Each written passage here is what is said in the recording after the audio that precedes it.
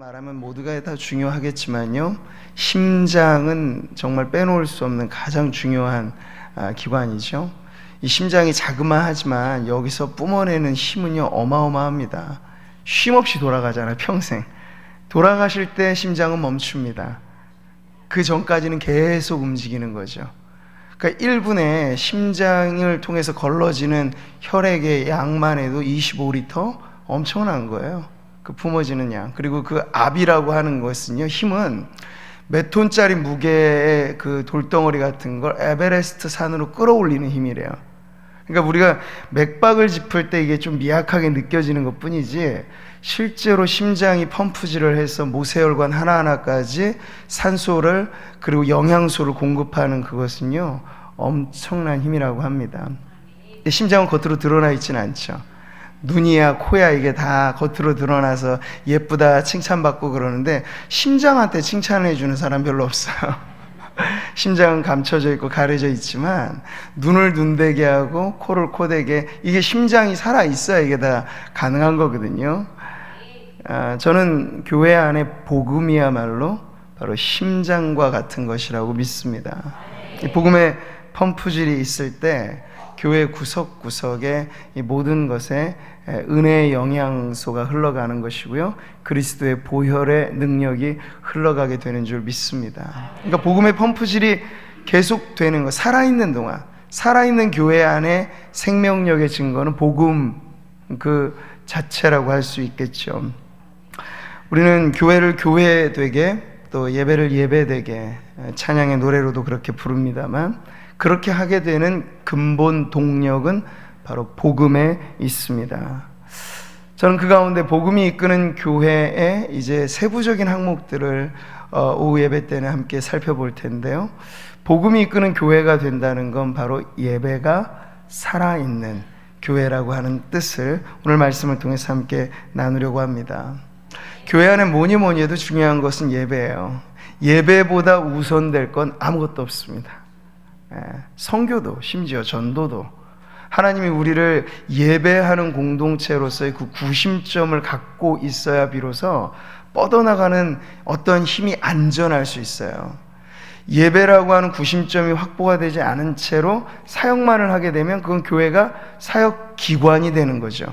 근데 교회는 기관이 아니고 교회입니다. 말 그대로 예배하는 공동체로서의 우선성이라고 하는 건 결코 다른 어떤 것과 비교해서 뒤로 밀려질 수 없는 거죠.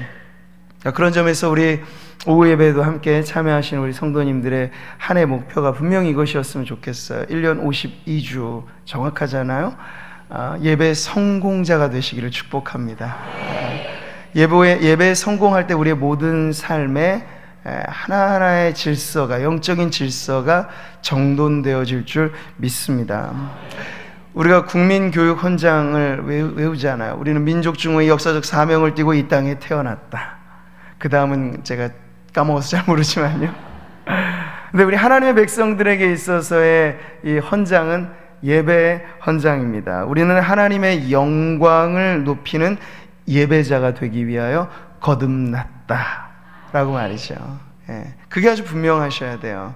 일꾼이기 이전의 예배자, 언제나 이 예배의 중심 안에서 모든 것이 이어지는 그러한 관계가 성립될 때 우리는 복음이 이끄는 복음 중심적인 예배, 그것은 곧 그리스도 중심적인 예배, 성삼위 하나님께 초점을 맞춘 예배, 영혼을 살리는 예배, 바로 그러한 예배가 드려질 줄 믿습니다. 자, 오늘 우리가 읽은 요한복음 4장은 요한복음의 핵심 테마 중에 하나가 성육신이죠. 1장은 예수님의 성육신으로부터 출발을 합니다. 근데 이 4장을 보면 4장뿐만 아니라 곳곳에 그 사건들이요, 말씀이 육신이 되어 우리 가운데 거하신 예수님께서 그야말로 성육신적인 섬김을 보여주시는 내용들로 이어집니다.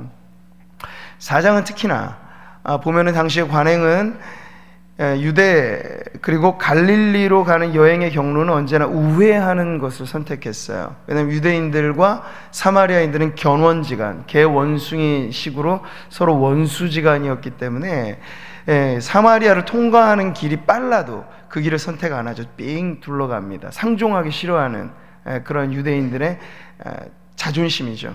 근데 우리 예수님께서는요, 그날 왠지인지 직행하는 코스를 선택하셨어요. 갈릴리로 가실 때 사마리아를 통과하셔서 예수님의 의지적인 선택이 나온 것인데요, 그 이유는 너무나 분명하죠. 몸소 찾아가 만날 인생이 있었기 때문에. 이것이 바로 예수님의 성육신적인 섬김입니다. 직접 찾아가는 서비스를 하시는 거예요. 섬김이죠. 야곱의 우물가에서 그 여인과의 만남이 이루어집니다. 한 인생을 변화시키고자 찾아가신 그 여정, 거기 찢겨진 인생이 있었죠. 정오의 뜨거운 뙤약볕 아래 누가 볼세라 걱정 반 하면서 걱정 갖고 물 기르러 왔던 여인. 근데 이 여인의 실체를 우리가 보면 그 여인에게는 끊임없이 반복되는 두레박질이 아니라 영혼의 생수 한 모금이 필요했던 거예요. 생수의 근원 대신 예수님이 지금 그래서 찾아오신 거죠. 성경은 말씀합니다. 이 물을 마시는 자마다 다시 목마르려니와 같이 있습니다. 내가 주는 물을 마시는 자는 영원히 목마르지 아니하리니 내가 주는 물은 그 속에서 영생하도록 솟아나는 샘물이 되리라. 아멘. 현대를 살아가는 많은 사람들은 이미 우리가 받은 세례하고는 다른 세속성이라고 하는 것의 세례를 받고 살아갑니다. 세상이 푹 담궈져 있다는 거죠. 우리는 푹 담궈져서 삽니다. 그런데 그 세상의 특징은 뭐냐면요, 그게 극도로 보여진 게 마약류잖아요. 마약을 하면 또 해야 되고 또 해야 돼. 결국은 중독으로 죽음에 이르는 질병이 되는 거죠. 근데 이 세속성의 세례를 받고 세상에 푹 담궈져 살아가는 사람들은 마셔도 해갈되지 않은, 또 목마르고 또 막무라고, 그러니까 돈을 벌어도 또 벌어야 되고 또 벌어야 되고, 어디 놀러 가도 또 놀러 가야 되고 또 놀러 가야 되고. 네, 계속해서 이게 뭐냐면 만족이 없다는 거야. 우리는 만족이 있잖아요. 여호와는 나의 목자시니 내게 부족함이 없잖아요. 자, 그래서 이렇게 쳇바퀴 돌리듯이 반복되는 삶을 살아갈 수밖에 없는 것이 세상의 형편입니다. 그런 인생에게 찾아오신 예수 그리스도의 만남은 아주 절대적인 필요였습니다. 예수님 이렇게 말씀하신 분이거든요. 예수께서 서서 외쳐 이르시되, 같이 읽습니다. 누구든지 목마르거든 내게로 와서 마시라. 나를 믿는 자는 성경의 이름과 같이 그 배에서 생수의 강이 흘러나오리라. 아멘. 자, 우리 예배적인 관점에서 요한복음 4장을 볼 때요, 이 복음이 이끄는 예배의 핵심을 하나 짚어줍니다. 그것은 그리스도와의 만남입니다. 예배는요, 세수하러 왔다 물만 먹고 가는 토끼 마냥 뭘 하러 왔는지 까먹고 샘물이 맛있어서 물만 마시고 가는 그런 경우가 돼서는 안 돼. 예배의 목적은 아주 분명합니다. 중심 대신 그리스도와의 만남이죠. 내가 예배의 성공자가 되었느냐 안 되었느냐를 확인하는 자가 질문이 그거예요. 예배를 마치고 내 안에 그리스도가 꽉 채워져 있는가, 복음이 꽉 채워져 있는가, 아니면 어느 집사님 오늘 코디가 좀 이상하던데, 목사님 넥타이 색깔이 왜 저럴까, 끝나고 갔는데 이것만 맴돌면요, 예배 성공한 게 아니에요. 예배는 그리스도와의 만남이거든요. 이게 가장 핵심 중에 핵심. 그 만남이 전인적인 만남이죠. 머리만 살짝 담그는 게 아니에요. 가슴만 그냥 열받는 게 아니에요. 전인, 우리 전인격, 지성과 감정과 의지, 전인격이 인격적인 하나님과의 조우, 뜻밖의 아주 축복적인 그런 만남이 바로 예배의 핵심이라고 할 수 있겠습니다. 자, 그런데 구약시대에 병들었던 이스라엘 백성들, 혼탁했던 그 시대에는 예배의 겉모습은 있었지만 하나님이 도무지 받으실 수 없는, 이 컵이 아무리 깨끗해도 이 안에 물이 시궁창 물이 들어있으면 제가 못 마시잖아요. 근데 다행히도 깨끗한 물이 들어있습니다. 형식으로 말하면 그런 거예요. 컵이죠. 컵이 얼마나 화려해도 더 중요한 건 이 안에 무슨 물이 담겨져 있느냐예요. 근데 혼탁한 시대는요, 외형은 있지만 알맹이가 없는 거예요. 주님이 이런 말씀하세요. 이사야 시대에 너희가 내 앞에 보이러 오니 이것을 누가 너희에게 요구하였느냐, 내 마당만 밟고 밟을 뿐이라. 마당 밟고 돌아가는 예배자, 그런 사람들이 있었다는 거죠. 여호와 중심주의 신앙에서 혼합주의 종교, 그야말로 기독교가 종교화되면요, 인간의 필요를 채우는 종교가 되는 거죠. 인간의 성공을 위해 필요한 신앙이 되죠. 근데 이게 잘 생각해 보셔야 돼요. 성공, 우리 응답 다 중요하고 놓칠 수 없는 것들인데, 근데 중심의 문제에 있어서는 언제나 우리는 하나님을 위해 존재하고 하나님을 위해 우리가 살아가는 것입니다. 그 주객이 전도되면 안 되죠. 하나님이 우리의 주인이시지 객이 아니신 거예요. 우리가 요구대로 일을 수행하는 수행원이 아니신 거예요. 근데 혼합화된 종교로 기독교가 타락하면 그렇게 하나님을 이용하는 대상으로 생각할 수 있습니다. 그러니까 제물도 드려요, 예배도 드려요 하는데 도무지 그 안에는 하나님에 대한 존중은, 하나님 되심에 대한 인정은 없는 거죠. 그래서 하나님 심지어 이렇게까지 말씀하셨어요. 내 마음이 너희의 월삭과 정한 절기를 싫어하나니 그것이 내겐 무거운 짐이라 내가 지게 곤비하였느니라. 이게 뭐예요? 매 월삭 절기 때마다 제물을 바치면서 예배를 드리는 거거든요. 근데 하나님은 그건 무거운 짐이라고 했어요. 그래서 심지어 누가 좀 성전문을 닫아줬으면 좋겠다, 클로즈, 폐업 선언했으면 좋겠다. 차라리 그게 이제 우리 주님의 억장이 무너지는 것과 같은 심정인 거죠. 이 백성이 입술로는 나를 존경하되 그 마음은 내게서 멀도다. 외형은 깨끗한 컵인데 안에는 시궁창물이 담겨져 있으면 도무지 마시려야 마실 수 없는 그런 문제. 근데 예배라고 하는 거 우리가 정성껏 준비해서 하나님께 드리는 거거든요.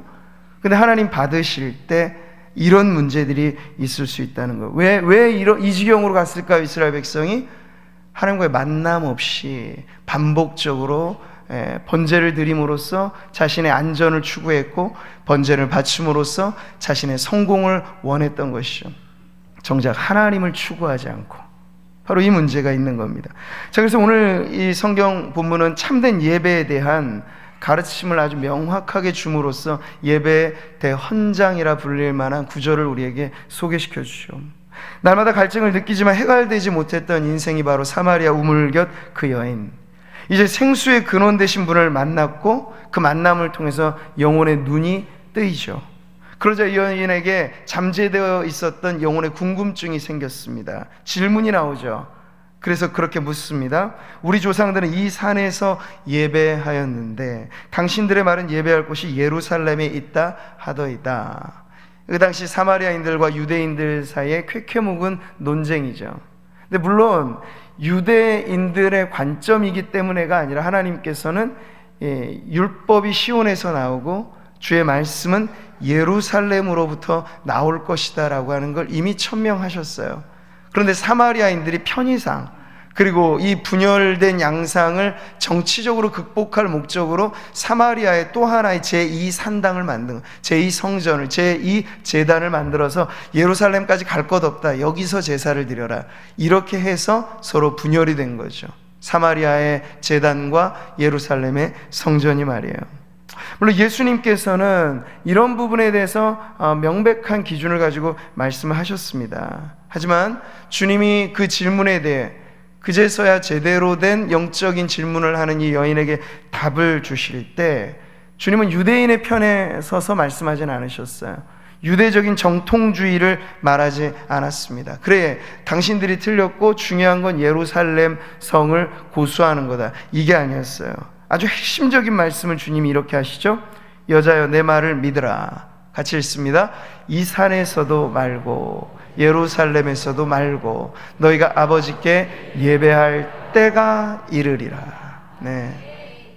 사마리아인들, 유대인들은 다 그때까지 장소의 메인 예배를 고수했습니다. 어디가 정통성이 있느냐, 어디가 성지냐, 어디가 인정받는 곳이냐, 네, 그렇게 여전히 공간의 제약을 받는 예배를 드렸죠.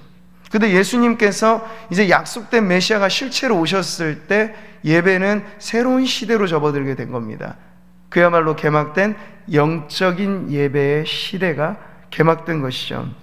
그래서 예수님께서는 장소보다는 예배 때, 이 때를 강조하셨는데 이 때란 다름 아닌 예수님께서 이 땅에 오셔서 완성될 하나님의 구원의 때, 그리고 우리가 참된 예배를 드릴 수 있는 때, 이게 바로 예수님을 중심으로 해서 열려진 영적인 예배의 시대를 의미하는 것이죠. 아버지께 참되게 예배하는 자들은 영과 진리로 예배할 때가 오나니 곧 이때라. 예수님께서 지금 오신 그때를 말씀하고 있어요. 사마리아 여인 앞에, 그 곁에 있는 때를 말씀하고 있죠. 그래서 말씀하시죠. 예배 대헌장이라고 불리는, 하나님은 영이시니 예배하는 자가 영과 진리로 예배할지니라. 바로 이 말씀입니다. 물론 우리는 예배 환경을 무시할 수는 없습니다. 우린 천사들이 아니고 사람들이에요. 육신에 갇혀 있고 공간의 제약을 받습니다. 그래서 제가 다음 세대 아이들 우리가 계속 기도하고 격려해주고 하는데, 실제로 우리 아이들이 예배하는 예배의 장소들을 우리 성도님들이 식당에서 한번 한층 올라가서 보고 오시면 좋을 것 같아요. 3층까지니까 한번 투어를 해보세요. 그러면 우리 장년들이 본당에서 모든 시스템이 완비되고 편안하게 드리는 예배에 비해서 우리 다음 세대 아이들의 예배하는 공간이 다소 부족함이 있다는 걸 알게 됩니다. 근데 그걸 그냥 무시하자, 영적인 예배니까 니들 괜찮아, 이렇게 말하는 건 앞뒤가 안 맞죠. 그럼 우리도 그런 거 다 없이 해야 되는데 그렇지 않아요. 다 필요합니다. 환경적인 요소 중요합니다. 예배의 순서도 가지런히 잘 정돈을 해야 됩니다. 그냥 느끼는 감정대로 시간의 약속도 없이 그래서도 안 됩니다. 다 필요하죠. 자, 그런데 이 모든 것이 조화롭게 필요하다 해도 그보다 더 중요한 게 있다는 거예요. 이건 우리들의 필요에 대한 문제죠. 그러나 예배가 예배되는 것의 가장 중요한 요소는 인간의 격에 맞춘 것이 아니라 하나님의 격에 맞추는 것이 예배라는 사실이에요. 하나님의 거룩하심에 맞춘. 그러니까 하나님을 우리 편으로, 우리 수준으로 전락시켜서는 안 돼요. 이 우상숭배라는 게 그런 거예요. 우상숭배의 핵심은 영이신 하나님을 황소에 빗대서 만들고 영이신 하나님을 보이는 어떤 형상화 시켜서 편리하게 숭배하려고 하는 게 결국 우상숭배의 특징입니다. 근데 우리는 하나님의 격을 떨어뜨려서는 안 돼요. 하나님 영이심에 대한, 하나님의 완전하심에 대한 격을 손상시키면서 예배를 우리가 구상한다. 그건 첫 단추부터가 잘못 끼워져 있는 것이죠. 자, 이런 점에서 오늘 우리가 좀 기억하셔야 될 아주 중요한 부분이 있어요. 우리는 예배와 집회를 구분할 줄 알아야 됩니다. 근데 우리 한국교회 전통은요, 이게 좀 혼합해져 있어요. 그러니까 부흥 집회에 우리는 익숙하잖아요. 근데 부흥 집회의 목적은 명확합니다. 우리가 은혜 받는 거예요. 그래서 뭐 강사가 오든지 누가 하든지 했어요. 막 북치고 장구치고 하면서 어쨌든 은혜 받아요. 근데 그러면 우리에게 해롭지 않죠. 그러니까 부흥 집회의 목적은 어쨌든 그거니까. 전도 집회는요, 불신자, 비신자들에게 초점을 맞춰서 모든 것이 구상되어져야 하기 때문에 거기에 맞는 순서, 맞는 환경을 다 만듭니다. 자, 그런데 부흥 집회가 예배와 다른 점, 전도 집회가 예배와 다른 점을 우리가 구별할 줄 알아야 돼요. 그게 뭘까요? 예배의 목적에 있어서 예배는 우리의 수준에 맞춘 것이 아니고 우리의 필요에 따라 만들어지는 것이 아니고 오직 하나님의 영광이 유일무이한 목적이 되는, 그게 바로 예배의 핵심입니다. 전도 집회, 부흥 집회, 기도 집회, 어떤 집회든지 집회라는 타이틀에서는 인간의 필요, 성도들의 필요를 채우는 것이 중요합니다. 근데 여러분, 우리가 주일날, 거룩한 주일에 예배로 모였을 때는요, 우리의 필요를 위해서 무언가 고안해서는 안 된다는 거예요. 어떤 걸 우리가 새로 만들고 새로 바꾸더라도 모든 목적성은 하나, 이것이 하나님의 영광에 부합되는가, 이게 하나님의 영광을 드높이는 것인가, 그 모든 것에 초점을 맞춰서 주일학교 자녀들의 예배부터 작년의 예배, 어떤 예배든지 간에 영광의 하나님을 향한 목적을 갖고 예배가 거기에 맞춰야 된다는 거죠. 뭐 음악을 뭘로 선택하느냐, 환경이 어떠느냐, 이거는 부수적인 문제예요. 그 모든 것의 목적이 하나로 통일되면 상관없습니다. 장의자에 앉으시든지 극장식 의자에 앉으시든지 좌석이 어떠느냐는 전혀 상관없어요. 강단의 모양이 사이즈가 어떠느냐, 강대상이 어떠느냐, 이건 다 부차적인 문제예요. 모든 것을 고려할 때 하나의 중점에 있어서 흐트러지지 않으면 그것은 참된 예배인 것입니다. 그게 하나님의 영광이라는 기준이에요. 우리는 구원을 이해할 때 구원은 하나님의 스스로의 낮아지심이죠. 그래서 우리가 은혜를 받아서 구원받았습니다. 자, 그래서 구원받은 백성으로 하나님께 예배한다는 것은 근데 역순이에요. 하나님을 다시 끄집어 내리는 게 아니라 우리가 거룩하신 하나님의 존전에 향하는 게 예배입니다. 그럴 자격이 없는데 우리가 구원받아서 자격을 얻었어요. 잔치에 초대받은 손님일 뿐만 아니라 의복을 갖췄어요. 어린 양의 피로 씻겨진. 그러니까 하나님 앞에 왕의 지성소에 나아갈 자격을 얻었다고요. 근데 그것을요, 우리의 안방으로 만들어 놓으면 안 된다는 거예요. 그건 엄연히 하나님의 거룩한 지성소로 우리가 나아간다는 의식을 가져야 되는 거죠. 그래서 성막의 예배는 이미 형태상으로는 철폐됐지만 예수님이 오셔서 완성을 하셨기 때문에 우리가 성막에서 예배를 드리지 않지만 그 영적인 의미는 그대로 통하는 것이죠. 물두멍을 지나고 번제단을 지나고 물두멍을 지나고 막과 막 사이에 성소와 지성소의 그 구분, 그러니까 성막의 구도는요, 가면 갈수록 깊이 있는 하나님의 임재를, 영광을 경험하는 구도라는 거예요. 아무라도 못 들어갔죠 그때는. 근데 지금은 하나님께서 휘장을 찢어 놓으셔서 예수님의 피 묻은 십자가를 의지하면 누구라도 1년에 한 번이 아니라 수시로 그 거룩한 지성소에 우리가 들어가 예배할 수 있다는 것이에요. 이게 왕같은 제사장으로서 우리에게 주어진 특권입니다. 이 특권을 우리가 받았는데 이 권리를 사용해야 되잖아요. 근데 이 권리를 자꾸만 하나님에게 초점을 맞추지 않고 사람과 사람 사이의 커뮤니케이션으로 예배를 이렇게 만들어 놓게 되면요, 우리가 기회를 받았음에도 불구하고 그 기회를 얻지 못하고 누리지 못하는 안타까운 현실에 빠지게 되는 거죠. 그 옛날 이스라엘 백성이 그랬던 것처럼. 자, 그래서 예배는 오로지 하나님을 향한 이 목적성, 중심이 중요합니다. 이것은 종교적인 엄숙함을 말하지 않아요. 가톨릭의 어떤 근사한 성당 혹은 뭐 예전 앉았다 일어났다 반복하는 그런 어떤 권총적인 순서, 그 자체가 신성화돼서는 안 됩니다. 모든 것은 하나님에게 맞추어져서 이게 하나님의 영광에 합한 것이다 하면 기도문을 써서 기도해도 좋은 것이고요, 자유롭게 기도해도 좋은 것이에요.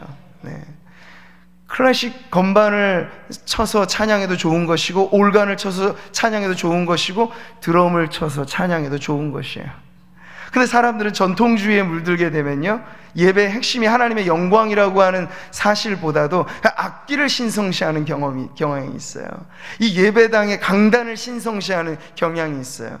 이런 건 다 본질의 의미에서 이미 예수님께서 다 지나갔다고 말씀하신 옛 구약의 질서인데, 여전히 그것을 제사장과 평민으로 가르고, 모든 성도들이 왕같은 제사장들인데, 자, 이것이 우리가 얻은 권리임에도 불구하고 이 부분을 모르면 누리지 못하는 거예요.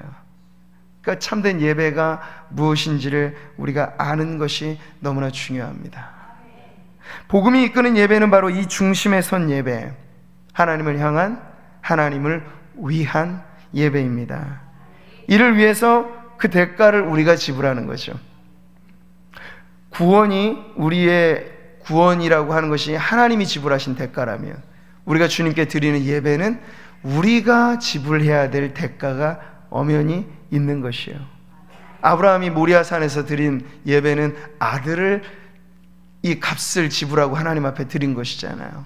물론 하나님 살려주셨지만 아브라함은 그 값을 이미 지불한 거예요. 그 믿음 안에서는. 바로 이런 거죠.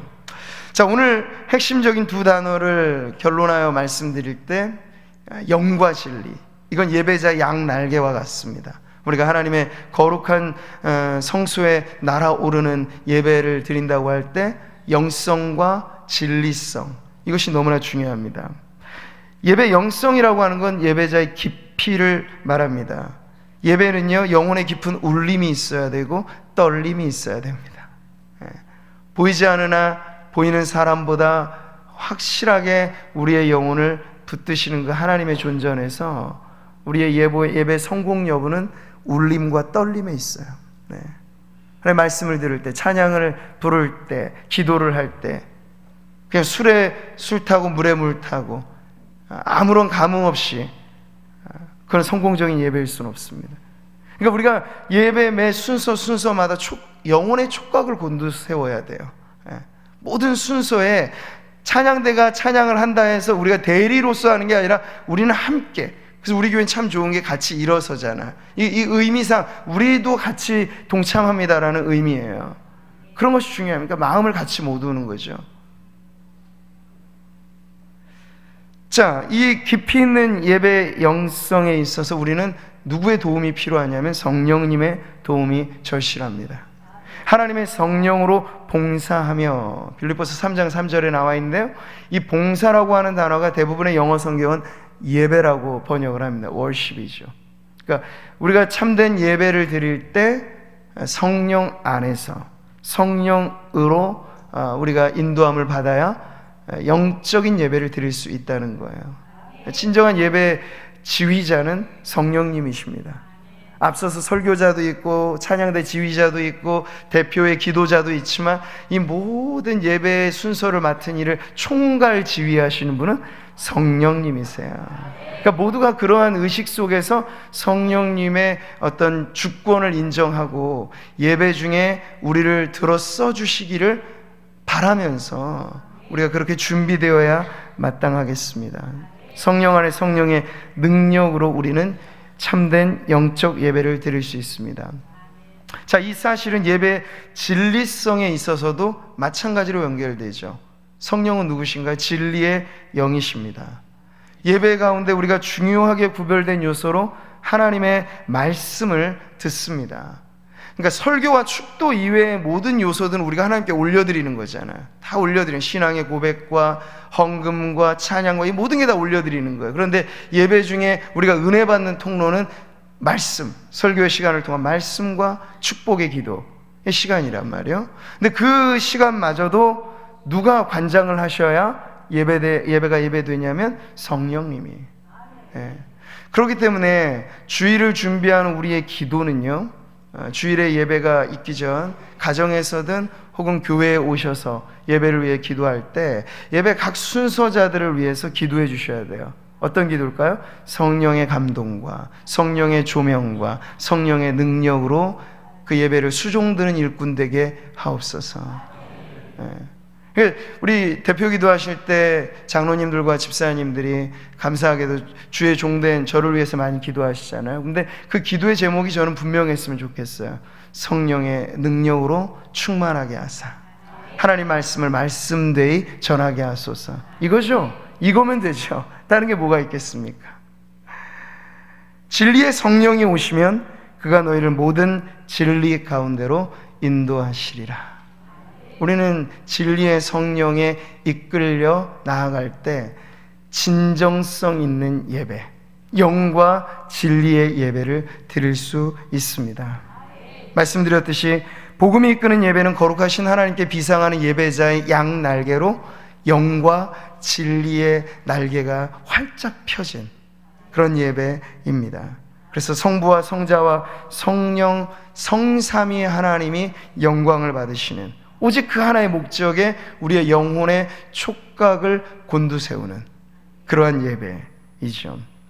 자, 저는 결론하여서 이 복음이 이끄는 예배를 드리기 위해서, 그렇다면 우리가 지불해야 할 대가에 대해서 말씀드렸어요. 어떤 노력이 우리에게 필요할까요?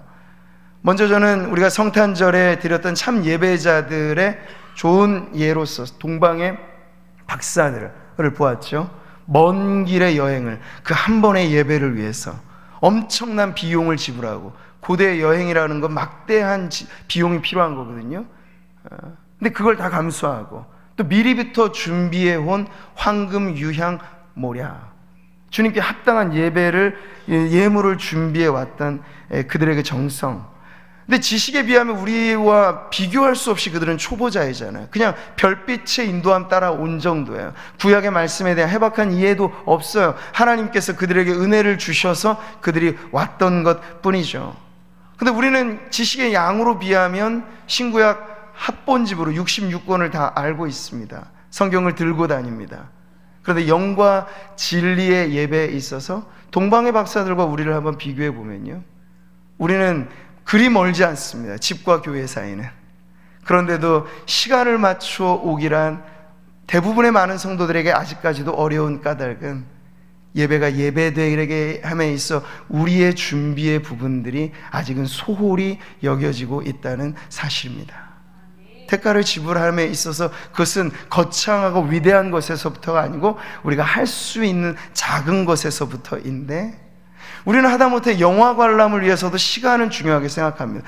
사람과의 비즈니스 약속에서 10분을 늦는다고 하면 계약은 끝나버리는 거예요. 신용사회에서 말이죠. 근데 우리가 하나님을 예배하는 데 있어서 10분이 늦는 건 예사롭다, 그건 다 하나님은 좋으신 분이니까 그걸로 다 통하면 여러분 좋겠지만요, 예배는 구원과 다르다고 제가 분명히 말씀드렸어요.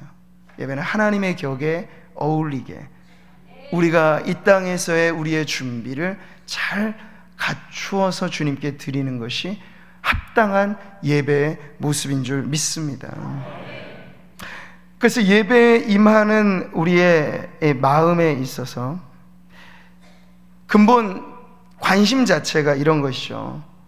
물론 우리의 바람은 한 주간 지친 우리의 몸과 마음 쉼을 얻기 원하고 은혜 받기 원하고, 이건 당연한 것입니다. 그런데 저는 예배가 예배된다고 했을 때 우리의 관심이 그보다 하나 더 올라갔으면 좋겠어요. 그게 뭘까요? 오늘 예배를 통해서 어떻게 하면 내가 하나님께 영광을 돌릴까? 그러니까 그런 오히려 더 고급한 목적을 갖고 나오면 은혜는 딸려오는 것입니다. 할렐루야. 어떻게 하면 하나님이 더 받으심직한 예배를 드릴까? 그러면 축복은 딸려오지 않겠습니까? 축복을 목적으로 해서 하나님을 예배한다, 이것은 안 되는 것이에요.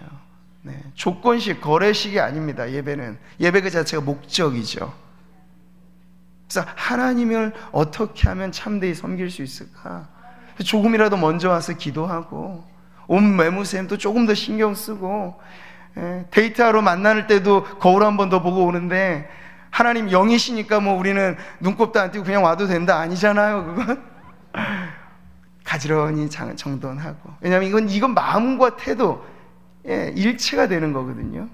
하나님 앞에 보이로. 그래서 구약의 제물의 조건은요, 등치 큰 제물 그런 거 아니에요. 흠 없는 제물이었어요. 흠 있는 제물을 주님은 받지 않으셨어요. 이게 예배 얼마나 거룩성을 의미하는 것인가를 생각해 보십시오. 그럴 때 우리 자신의 모든 것이 이 예배, 하나님의 영광을 위해서 맞추면 우리의 신앙의 양심과 우리가 가지고 있는 인간의 전통, 이 모든 것은 우리로 하여금 준비된 예배를 드리라고 가르쳐 줄 겁니다. 이것이 성령이 우리의 영혼의 양심에 말씀하시는 바가 아니겠어요? 동양과 서양, 옛날과 오늘 차이가 없습니다. 우리의 양심에 호소되어진 하나님의 성령의 말씀은요, 하나님께 합당하게 나오라는 것이죠. 편의대로 나오지 말라는 거예요. 교회는 편의점이 아닙니다. 예배당이죠. 예배당. 그러니까 거룩성이라고 하는 건 우리들의 그 마음의 가짐에서부터 생겨지게 되는 것이죠. 저는 복음적인 예배를 우리가 꿈꾸고 세워나가면서 이것이 전통적인 것이냐 현대적인 것이냐, 그 기준 자체가 중요하지 않다고 생각합니다. 새로운 찬양이 얼마나 필요하고 조명과 편안한 공간, 이건 다 부차적인 것입니다. 필요하면 쓰는 것일 수는 있겠지만, 도구적인 방법에 불과하겠지만, 중요한 건 이 모든 것이 하나님의 영광에 부합해야 한다는 사실이고, 우리가 어떠한 수단과 방법을 가지고 가든지 우리의 중심은 참된 예배자로서 쉐마에 나온 명령처럼 마음을 다하고 뜻을 다하고 힘을 다하여 예배해야 합니다. 따라해 보실까요? 마음을 다하고 뜻을 다하고 힘을 다하여 예배합시다. 아멘. 제가 보면요, 저는 물론 담임 목사이니까 일부 예배부터 쭉 오후 예배까지 이렇게 옵니다. 수지 맞았죠? 저는 얼마나 행복한지 몰라요. 근데 담임 목사가 아닌 분들 중에도 거의 주일을 저와 같은 리듬으로 1부부터 여기까지 오시는 분들 우리 교회는 너무나 많다는 게 우리 교회가 가지고 있는 자랑이라고 믿습니다. 마음을 다하고 뜻을 다하고 뿐만 아니라 힘을 다하여. 주일날 에너지를 어디다 쏟으시겠어요? 1부 예배를 드리고 만족이 안 돼요. 2부 예배 또, 3부 예배 또, 그리고 내친김에 오후 예배 또. 그러니까 주일에 4부 예배를 다 석권하는 거죠. 네. 근데 힘이 받쳐주어야 가능한 건데, 힘은 없던 게 나는 게 아니라 우리 안에 하나님을 향한 열정이 나오면요, 힘은 또 딸려오는 은혜인 줄 믿습니다. 이게 바로 주일을 거룩하게 지키는 거죠.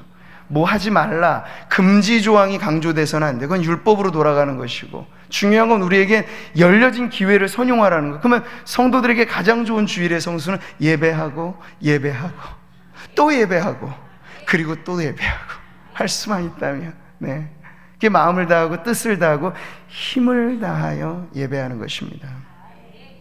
그런 기준에서 우리는 모든 것을 맞춰서 다시금 이제 똑같은 예배 공간과 시간에 참여하더라도 우리의 마음이 이제 새롭게 준비되어야 할 필요가 있겠습니다. 우리는 절대 예배 관람객이 아닙니다. 누구도 관람객이 아닙니다. 예배 찬양을 하실 때 립싱크를 하시면 안 돼요. 제가 보니까 요즘에는 너무 음악 소리가 좀 세서 이게 문제일 수 있어요. 회중들이 음악 소리가 커지면은, 이 스피커 음량이 커지면 자기 목소리가 점점 줄어들거든요. 그러니까 이게 적당한 밸런스를 맞추는 게 기술이긴 한데, 어쨌든 찬양을 하실 때 립싱크 하는 분들이 많아요. 의외로 입은 벌리시는데 소리는 거의 안 나오는. 근데 앞에서 다 불러주니까 대신에. 그러니까 이게 문제예요. 그러니까 저는 회중 찬양을 아주 중요하게 생각합니다. 성가 찬양도 중요하지만, 왜냐하면 온 성도들이 자기의 마음과 자기의 입술을 열어서 찬양하는 걸 하나님 기뻐하시거든요. 그러할 때도 마찬가지로 이 음향학적인 기술적인 문제도 우리가 고려는 해야겠지만, 마음가짐에 있어서도 모르고 음정 박자 좀 틀려도 상관없으세요. 예, 온 힘을 기울여서 찬양하시기 바랍니다. 찬양 한 곡으로도 우리의 영혼이 하나님의 보좌 앞에 나아갈 수 있어요. 그러니까 우리 중에 안 좋은 관행이 있다면 준비 찬양 개념이에요.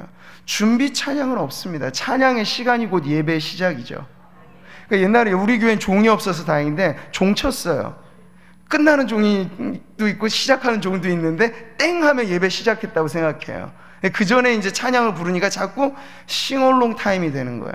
그러니까 본 예배 드리기 전에 준비하는 찬양. 근데 찬양이 뭔가요? 찬양 그 자체가 예배예요. 하나님의 하나님 되심을 높여드리는 거잖아요. 우리끼리 좋자고 흥겹게 노래 부르는 게 아니고 하나님을 높이는 찬양이 곧 예배입니다. 우리 오후 찬양 예배도 그래서요, 할 수만 있다면 찬양의 시작부터 우리 성도들이 함께 참여해서 정말 우렁찬 회중 찬양이 하나님 앞에 울려 퍼지는 그런 교회 되기를 바랍니다.